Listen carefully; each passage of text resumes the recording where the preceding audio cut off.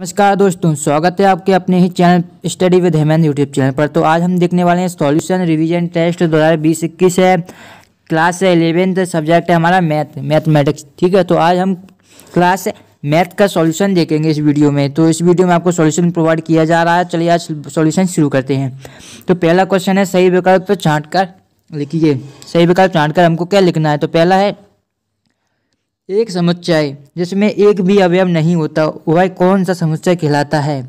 तो समुच्चय कई प्रकार के होते हैं। एकल होता है, रिक्त, समान समुच्चय, परिमित समुच्चय, इसके अलावा कई प्रकार के समुच्चय होते हैं। तो हमसे क्या पूछा गया है? वह एक समुच्चय जिसमें एक ही भी अवयव नहीं होता। तो एक भी अवयव नहीं होता यानी कि कोई समुच्चय उसमें क्या है, एक भी अवयव नहीं है, अवयव है ही नहीं, तो क्या किस प्रकार का समुच्चय होगा? रिक्त समुच्चय होगा। ठीक है, इसे हम शून्य समुच्चय भी बोल सकते हैं। पर दूसरा है हमारा कि किसी अरिक्त समुच्चय ए से अरिक्त समुच्चय बी में कार्तीय गुणन a क्रॉस b का कौन सा गुणक होगा? ठीक है, तो यहाँ पर क्या समुच्चय होगा। तो यह क्या रिक्त समुच्चय होगा, आदि समुच्चय होगा, उप समुच्चय होगा या कोई नहीं? तो इसका जो राइट आंसर होगा उप समुच्चय। ठीक है, इसका राइट आंसर सी हो जाएगा, उप समुच्चय।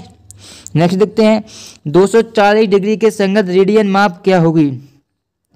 तो 240 की संगत हमें रेडियन माप ज्ञात करनी है। तो रेडियन माप हम किस प्रकार से ज्ञात करते हैं? 180 डिग्री लिखेंगे, फिर फाई लिखेंगे, हमें 240 का निकालना है। तो 240 इस प्रकार से आप निकाल सकते हैं। अगर आपने रेडियन माप निकालनी सीखी होगी तो जो इसका आंसर निकलेगा अकॉर्डिंग टू 4π/3 इसका आंसर निकलेगा। ठीक है, चलिए आगे बढ़ते हैं। और जो नेक्स्ट क्वेश्चन है हमारा कि 4 और -3 का मान क्या होगा? ठीक है, तो इसका मान किस प्रकार से निकालते हैं मैं आपको बता देता हूँ। तो इसको 4 फैक्टोरियल को सॉल्व करेंगे तो 4 × 3 × 2 × 1 होगा। ठीक है, इसको आपको और 3 को किस प्रकार लिखेंगे? 3 2 × 1। तो आपको इनको काटना नहीं है क्योंकि यह बटे में नहीं है, ये क्या है, माइनस में है। तो गुणा करते हैं, 4 × 3 = 12, 12 दूनी 24। ठीक है, 24 से कम 24 आ जाएंगे यहाँ पर, और 3 दूनी 6 कम 6 आ जाएंगे। तो 24 में से हम 6 घटाएंगे तो कितने आएंगे? 24 में से जब हम 6 घटाएंगे तो हमारे क्या 18 आएंगे। ठीक है, कितने आएंगे? 18 आ जाएंगे। ठीक है, तो इसका राइट आंसर क्या हो जाएगा हमारा? इसका जो राइट आंसर हो जाएगा हमारा डी हो जाएगा। ठीक है, इस प्रकार से आपको सॉल्व करना है। चलिए नेक्स्ट देख लेते हैं। x² + 2 = 0 हो तो x का मान होगा। चलिए इसको भी मैं आपको सॉल्व करके बता देता हूँ। यहाँ पर देख सकते हैं x² + 2, ठीक है, बराबर क्या 0 है। यहाँ पर 2 है, x² + 2 = 0। तो x² बराबर क्या होगा? x² बराबर क्या हो जाएगा? यहाँ पर इस तरफ जाएंगे तो -2। ठीक है, जब हम इसका स्क्वायर हटाएंगे तो यहाँ पर क्या होगा? -2 तो रहेगा। ठीक है, लेकिन यहाँ अंडर रूट लग जाएगा। लेकिन यहाँ क्या, चूंकि यहाँ पर माइनस है तो माइनस के लिए यहाँ पर आई लगेगा। आई क्या होती है? काल्पनिक संख्या होती है, और प्लस माइनस का चिन्ह लगेगा। ठीक है, तो इसका जो आंसर निकलेगा +-2i। ठीक है, आई क्योंकि निकला है कि अंदर माइनस में 2 हमारे आ रहे थे, इसलिए आई का एक काल्पनिक संख्या हमें मिली। अब बात करते हैं रिक्त स्थानों की पूर्ति कीजिए। यदि a = ab, b = abc तो तब a यूनियन b क्या होगा?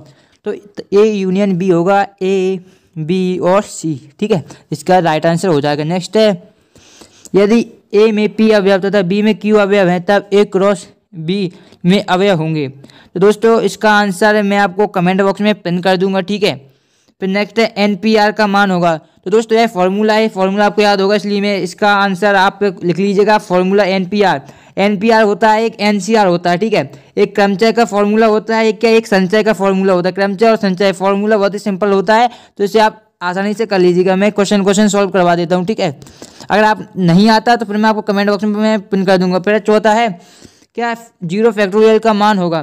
तो 0 फैक्टोरियल का मान कितना? 1 होगा। ठीक है, कितना? 1 होगा। फिर 5x - 3 < 7 का मान होगा, जबकि x एक वास्तविक संख्या है।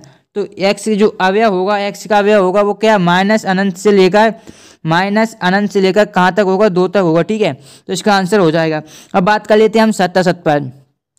तो दोस्तों ये सत्यासत्य पे बात करने से पहले अगर आपने इस वीडियो को अभी तक लाइक नहीं किया तो लाइक कर दो। अपने जितने भी दोस्तों सभी दोस्तों के साथ शेयर कर दो इस सॉल्यूशन को, जिससे उनको भी फायदा मिल पाए। अब बात करते हैं सत्यासत्य की। पहला, एक असमीका के दोनों पक्षों में असमीका के चिन्हों को प्रभावित किए बिना समान संख्याएं जोड़ी अथवा घटाई जा सकती हैं। तो यह बिल्कुल सत्य है। फिर i की पावर -4 = -i होता है।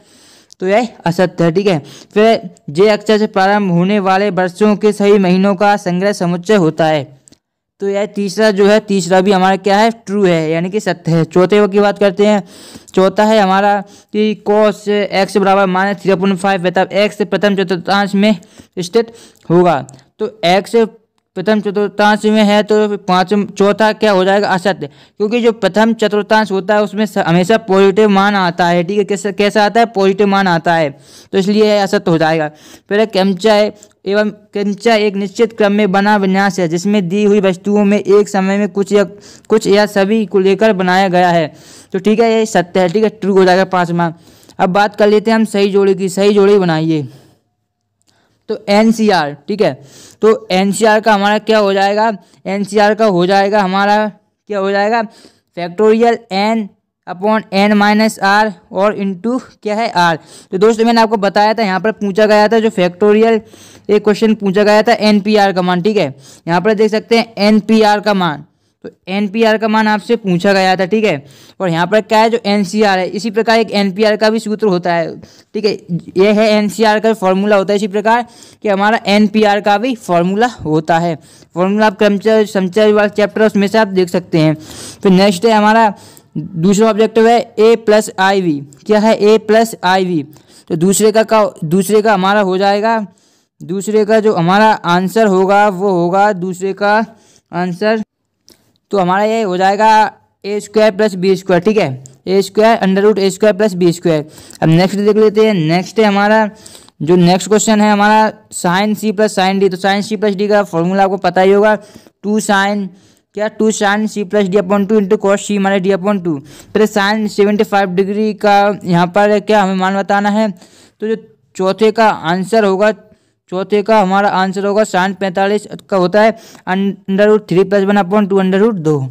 फिर 5वां है A'-A, तो ये 1 होता है क्योंकि A', ठीक है, इस पर डैश लगा तो जो बार बोलते हैं बार कैंसिल हो जाएंगे, तो आंसर क्या A आएगा। ठीक है, चलिए अब आगे बढ़ते हैं, आगे देख लेते हैं।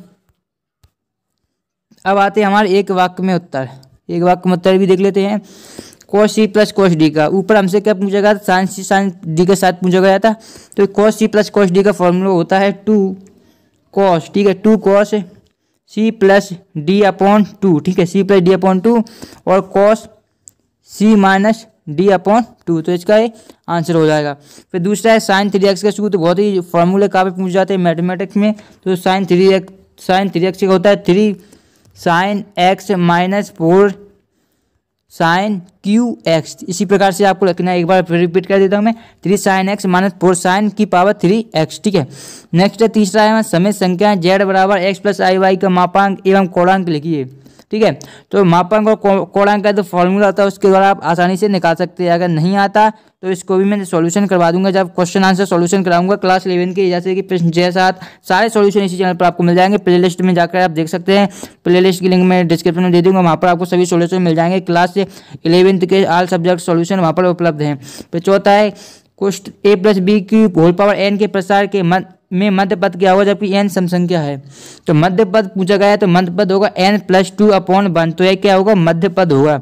ठीक है, 5वां है sin x = 0 है तब x का मान क्या होगा।